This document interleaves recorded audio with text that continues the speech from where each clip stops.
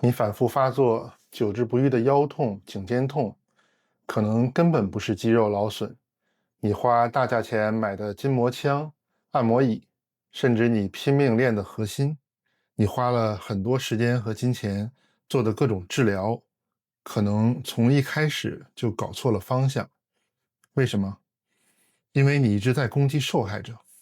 而真正的元凶是你身体里一套你甚至都不知道的默认设置。你越是追求正确对称的姿势，你就越是在对抗你身体与生俱来的智能。今天我们就来谈谈这个隐藏在你身体里的代偿密码。在深入理论之前，我先给你讲一个我诊所里真实的案例，我们叫他陈先生吧。他今年45岁，是一名资深的大厂程序员。他来找我的时候，主诉是右侧的肩颈持续性的酸痛，伴随着右手的手指发麻。他很焦虑，自己看了很多视频，认定是上交叉综合征，每天都在用筋膜枪，都在拉伸，但毫无作用。我给他做了检查，确实右侧的肌肉非常紧张。按照哪里出问题就解决哪里的思路，我帮他松解了右肩，他当场就感觉整个手松了，也不麻了。但是过了2周以后，他就又回来了，肩膀是不疼了，但是左边的腰开始疼。他跟我说，就只是打高尔夫球的时候做了一个正常的挥杆，咔一下就闪到了。他就非常不理解，我之前明明是肩膀疼，怎么腰还出问题了呢？这就是一个非常经典的代偿链崩溃的案例。我治好了他最早的症状，但却摧毁了他身体好不容易建立起来的代偿。陈先生的身体其实一直在正确的歪着，而他的右肩痛是他这个歪的模式即将达到承载极限的报警信号。我们必须颠覆一个底层的认知，人体不是一台追求绝对对称的机器，它是一个活的系统。它的第一原则是节能。为了最高效的对抗重力，大多数的健康人身体会默认进入一种平衡的非对称的状态。这不是病，这是人体的出厂设置。上个世纪70年代的时候，有一名叫 Zank 的整骨医生，通过对海量人群的检查发现，大概在80%的健康没有症状的人群当中，身体的筋膜层、横膈膜都存在一个可预测的交替的扭转模式，它称之为常见代偿模式，简称 CCP。当然不是 CCCP，那个是苏联共产党。具体来说，就是你的头这个枕骨和寰枢椎的这个关节倾向于朝左边转，你的胸口就是颈椎和胸椎交界的这个位置倾向于向右转，你中段的腰腹就是胸腰结合的这个阶段倾向于往左转，而你的骨盆会往右转。这就是一个左右左右这个精妙的弹簧，这种才是人体放松的状态。就像米开朗基罗的大卫，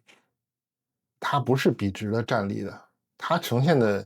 是一种叫做对立式平衡的姿势。这种姿势你看起来就知道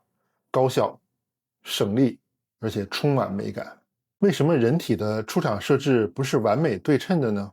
因为你我们所有人都活在一个不对称的世界里。我们要对抗重力，但我们是两脚直立行走的，重心非常高，极其不稳定。我们的内脏从一开始就是不对称的，你的肝脏在右边，又大又重，你的胃和脾脏在左边，你的心脏也是偏左的，甚至你的大脑左右功能也是不对称的。绝大多数人还是右撇子。面对这些不对称的输入，如果身体非要硬邦邦的保持完美的对称。你会像一根竖起的筷子一样，一碰就倒，根本就没有办法有效缓冲压力。所以你的疼痛不是因为你歪了，你的疼痛是因为你卡住了。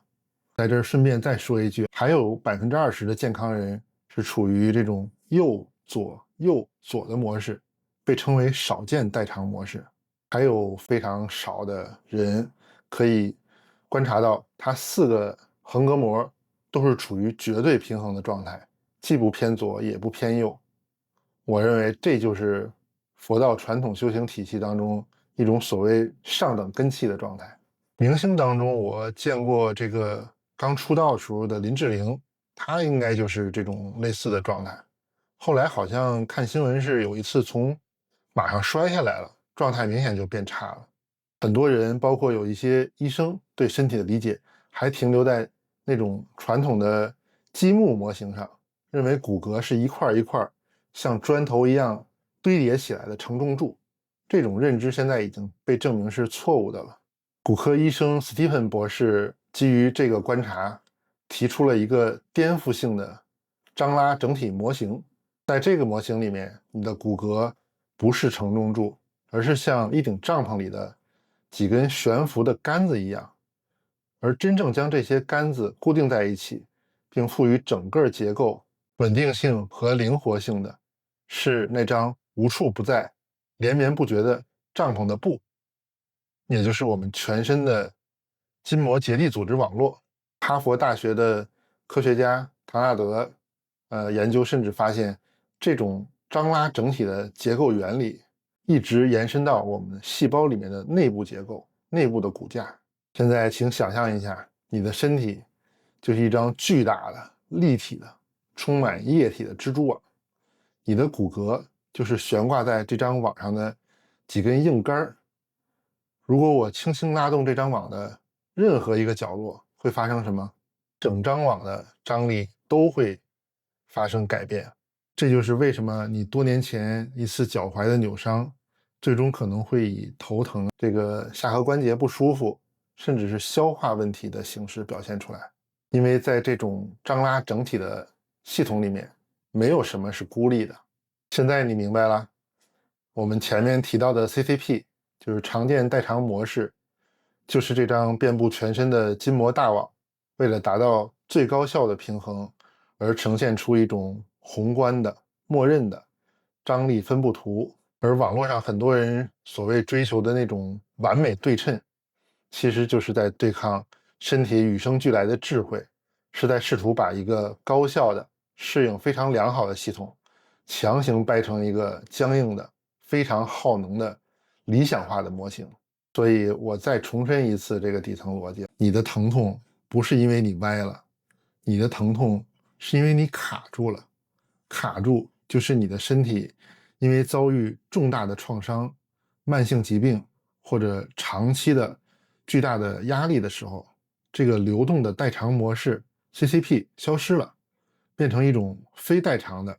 所有的关卡都朝向同一侧的卡住的状态。你失去了这种高效适应的能力，你的系统失灵了，这才是问题的根源。那么这个系统是在哪儿卡住的呢？赞克博士的整骨疗法发现，这个卡住最常发生的4个关键的过渡区，你可以把它想象成高速公路上面的4个控制闸门，它们分别是连接头颅和颈椎的交界处、颈椎和胸椎的交界处、连接胸椎和腰椎的这个交界处，还有就是腰椎和骶椎的交界处。它们就是系统的控制阀门。为什么？因为我们身体最重要的生命线，比如主动脉、腔静脉、迷走神经、淋巴总管，都必须穿过这些由筋膜构成的水闸。这4个水闸的流动性就决定了你的生命活力。现在最有意思的地方就来了，让我们打开古老的东方智慧地图，把它们和我们刚刚了解到的现代整骨疗法的蓝图叠加在一起，你会看到一幅令人惊叹的景象。在道家内丹修炼当中，有一个核心的功夫叫做任督周天。就是引导体内的气在任督上做合车搬运。而这条道路上有3个比较难以通过的关隘，被称为3关，它们分别是尾闾关、夹脊关、玉枕关。现在咱们来对一下地图，道家的尾闾关就在脊柱的最底端，精准地对应着整骨疗法腰骶交界这个位置。道家的夹脊关是一个区域范围，就位于后背的中上部，恰好就对应了这种颈椎和胸椎交界的地方。玉枕关就不用说了，位于后脑勺的枕骨下方，就是中医穴位里面风池风府这一条线，就完美的对应着这种颈椎和颅骨的交界。这3关精准重合了。几千年前的道家修士通过向内的静坐和体察实修，感知到了身体能量运行当中最容易堵塞的3个关隘。几千年以后，西方的整骨医生通过向外的大量的这种临床触诊实践，也发现了人体筋膜最容易产生扭转代偿的4个关键节点。这不是巧合，这就是横看成岭侧成峰，是不同路径对同一座真理山峰的攀登。古人用心灵的内视所看到的能量平静，和现代医学用双手触诊到的物理结构限制，指向了同一个身体的真相。那还剩一个整骨疗法里面的胸腰结界，它在哪儿呢？它对应什么呀？前人老张原来推荐过李少波先生的真气运行法，在那里面最基础也是最关键的一步，叫做呼气注意心窝部。这个心窝正好就是胸腰交界的体表投影。为什么是这儿呢？因为这儿是中医的中焦，是脾胃的所在，是后天之本。从解剖学上看，这里就是呼吸横膈膜的附着之处。横膈膜不仅仅是呼吸的主要肌肉，它更是我们身体里最强大的泵，是驱动全身流体动力学的核心引擎。而人体每天要呼吸将近2万次左右，这个我是按照每分钟呼吸12到20次，一天是1440分钟，所以呼吸的次数大概一天就是17000多次到28000多次。你看，古人要练气，今人呢要通液，他们不约而同地指向了同一个总开关。当然，这个真气运行法是属于丹道当中比较典型的胆源型的丹田起火的渐修有为法。好处就是按部就班练，不太容易走火。如果过于追求所谓的感应内景，就非常容易走火。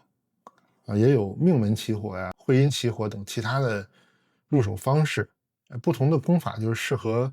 不同的体质、不同的心性。比如陈英宁先生还有胡海牙先生，他们比较推荐那种叫听皮肤呼吸法，属于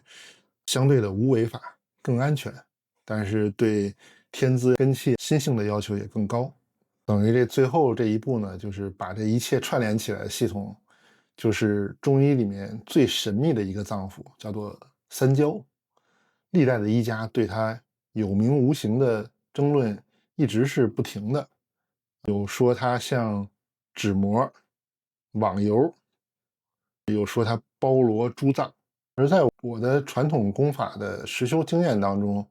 还有从整骨疗法的视角来看，这个描述呢，就和遍布全身的这个筋膜网络几乎是完全一致的。《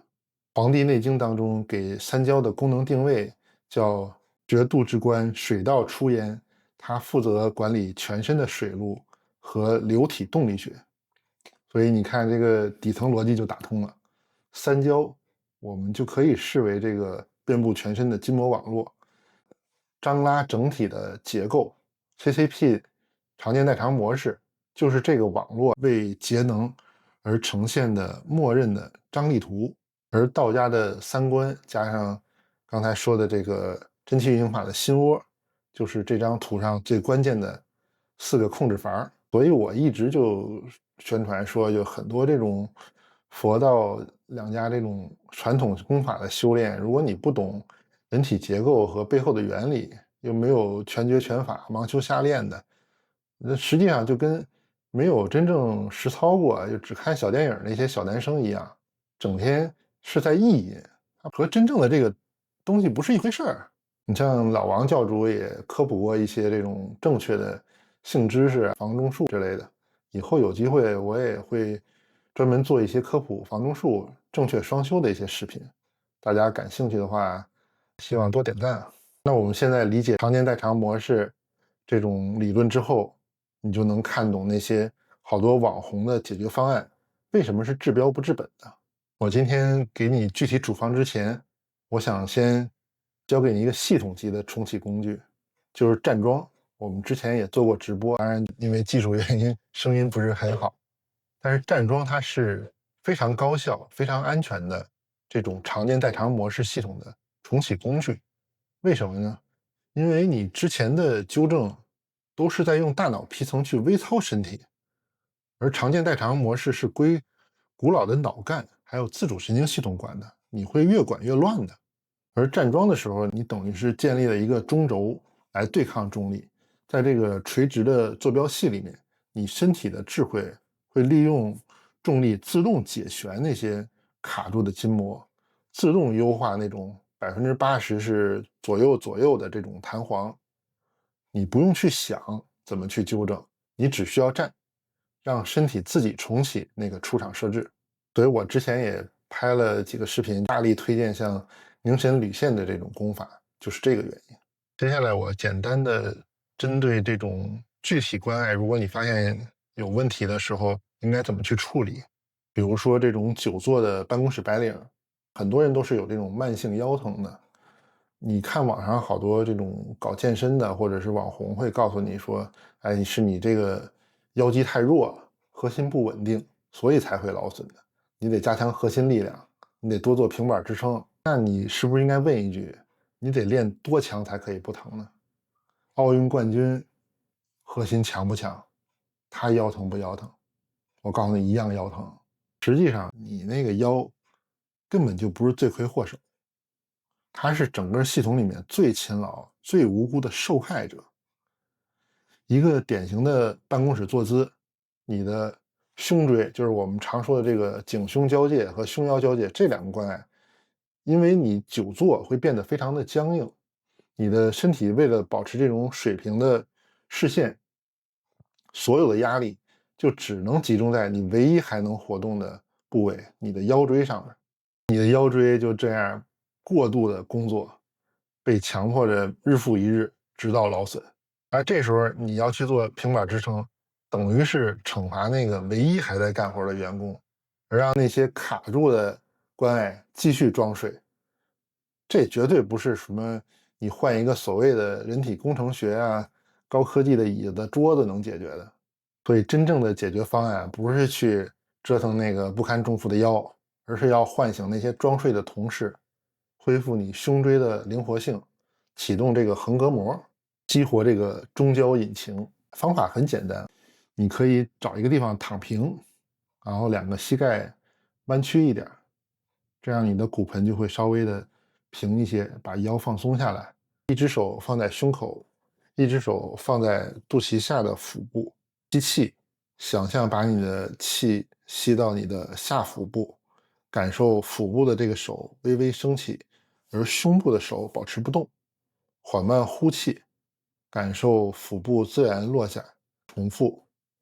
这个不是在教你练腹肌，而是在用呼吸按摩你的横膈膜，是在解锁这个关爱。这也是真气运行法启动中焦之火的底层逻辑。这个引擎一旦启动，你的腰椎才能真正卸力。还有小红书上有位观众留言说，想问这个头前伸，现在也有叫手机颈的这种顽固性的体态问题引发的这种头疼，应该怎么办呢？网红很多视频就说你这个就是典型的手机颈，就是头前伸姿势太差了，你得做的就是时刻提醒自己收下巴，头后缩，把头摆正。但是对于这种CCP 模式正常的人来说，你强行把这个头摆正，不仅是无效的，甚至可能是有害的。你们还记得吗？在 CCP 模式下，80%的人这种头是倾向于向左旋转的，20%的人是倾向于往右旋转的。所以，当你用极大的意志力去对抗这个天然的偏好，强行把这个头颈维持在一个绝对中立的几何位置时，你实际上就是让你深层的颈部的肌肉，尤其是枕下的这个肌群，进入到一种持续的、不自然的一种紧张的状态。这种紧张就会压迫穿行其中的神经血管，引发头疼，甚至有可能影响椎动脉的血流，导致头晕。你以为是在矫正姿势，实际上你是在制造紧张。所以你刷抖音或者是看各种网络自媒体那些什么一个动作叉叉分钟纠正头前伸这种视频，一个都别信。那我今天就讲一个很简单，但是我们是以松为主，来做一个放弃矫正的执念，松解预诊观，做这种本体感觉的练习。首先第一步就是坐直，吸气，慢慢的有意识的把你的2个肩膀耸起来，提到最高处，头可以稍稍有点后仰，故意的把紧张加到极致，保持住，保持住，然后用一个非常缓慢、非常绵长的呼气，感受你的肩膀像黄油一样融化下沉。这个不是拉伸啊，这是在重置你的神经系统。你是在告诉他，警报解除了，这儿不用这么紧张，这比任何的筋膜枪都要有效。传统当中，峨眉12桩、天字桩里，它也有一个含肩缩颈，基本上是同样的动作。大家注意的就是，一定是动作配合呼吸，不要呼吸去配合动作。再谈一个大家认为很性感的骨盆前倾，网上经常能看到这种几百万观看量的网红美女就会洗脑说，骨盆前倾啊，就是因为你的腹肌和臀肌无力，髂腰肌和下背的竖脊肌太紧张了，你怎么办呢？你得多做卷腹，做臀桥。实际上这就是一个典型的头疼医头的方法。第一个，你看到的前倾可能根本不是一个需要给掰回去的错误位置，而是整个 CCP 代偿链条当中最终的表现。其次，那个被当作罪魁祸首的紧张的髂腰肌，其实也可能只是一个背锅侠。髂腰肌是连接我们大腿还有腰椎深层的肌肉，它的最上端直接和我们之前提到的这个中焦引擎、呼吸横膈膜通过筋膜紧密相连。当我们的呼吸模式紊乱，横膈膜的这个核心的屋顶功能不佳的时候，身体为了维持脊柱的稳定性，就会紧急动员髂腰肌出来带班，让它过度紧张来充当稳定肌。这个时候你要是越去拉伸它，你身体的保护机制就会把它抓得更紧。你越是去卷腹，越是可能加剧这种腹腔的紧张，让这个横膈膜更难正常的工作。那应该怎么办呢？就提到我们刚才的思路，你要唤醒你的尾闾关，盆底的这个横膈膜。咱们不用卷腹，咱们用这种内关的方式，还是躺着，2个膝盖弯起来，让你这个骨盆能够放松，腰椎能够放松，把你的注意力轻轻地放在你的骨盆、你的尾闾关的这个位置。在吸气的时候，感受到你的下腹部还有整个骨盆的底部慢慢张开。呼气的时候呢，感受它们像弹性的吊床一样，轻轻的自动的回弹。你不是像凯格尔那样去练肌肉，你是在感知它，你是在用你的心去松开那个卡住的尾闾关。当这个底座恢复了感知和恢复了它的正常的流动性的时候，附着在其上的髂腰肌才有可能真正的放手。而网络上很多教你练什么提肛、练凯格尔运动的，其实并不一定适合大多数人的问题。如果你的盆底肌不是那种松弛无力的状态，而是本身就已经过度紧张了，你练这种东西可能会让你的症状更加严重。那怎么放松了以后，我们可以把这个观想说这种方法，还有一些具体的技术，专门拍一期视频详细讲解，因为这个涉及到传统房中术，还有一些双修的法门，它最终的目的是激活这个阴桥库。阴桥库一打开，性生活就会非常的愉快了。这里我还得特别提醒一点，关于很多网上这种暴力正骨还有过度的自我纠正，很多人都痴迷这种复位术那种咔咔那个听个响儿。但是我们知道这个常见代偿模式这个框架之后，你就知道你咔那一下，如果不是真的是需要正骨，有可能是把维持你平衡而且必须卡住那个支撑点给拆了。你这支撑点没了，整个系统只能紧急的在另外一个地方再建一个更硬的、更死的一个支撑点，来防止它坍塌。这就是为什么好多我看在有一些地方正骨完以后，说当时很舒服，就过几天以后更严重了。真正的治疗调整绝对是不能破坏这个代偿的，而是你引导这个代偿，把这个代偿解除的同时，把它代偿之前底层的问题也要解决，这样才能让患者让这个症状一步一步的越来越好。还有很多人没有系统学习过整骨疗法，或者是肌筋膜疗法，他就看个网络视频或者参加个2、3天的那种短期培训班，